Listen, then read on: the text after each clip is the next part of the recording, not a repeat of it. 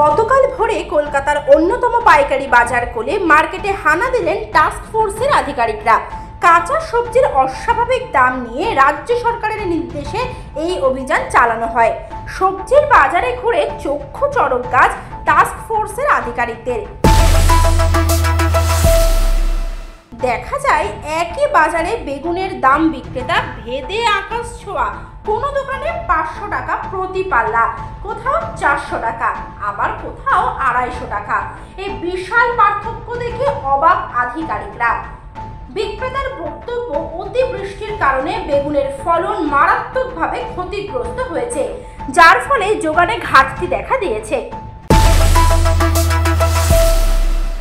তাই এই মূল্য বৃদ্ধি।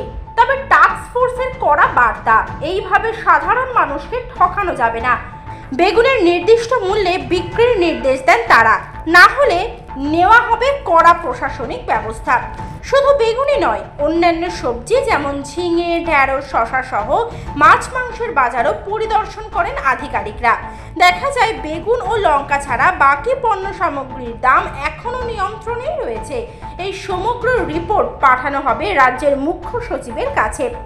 এছাড়া শহরের আরও বাজার ঘুরে প্রয়োজনীয় ব্যবস্থা নেওয়ার কথাও জানানো হয়েছে টাস্ক ফোর্সের তরফে।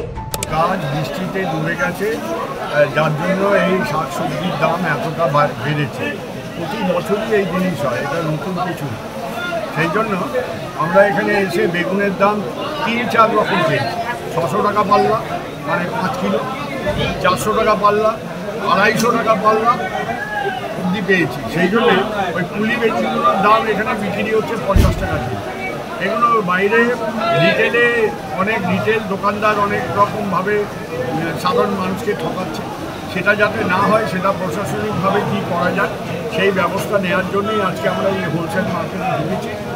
এরপর যা চিফ সেক্রেটারির সঙ্গে কথা বলে এবং আমাদের এগ্রি মার্কেটিং যে সেক্রেটারি আছেন মিনা স্যার, তার সঙ্গে কথা বলে কী ব্যবস্থা নেওয়া যায় সারা কলকাতা এবং পশ্চিমবাংলা জুড়ে সেটা আমরা আলোচনা করে আমরা জানাবো। Bureau report, the India news.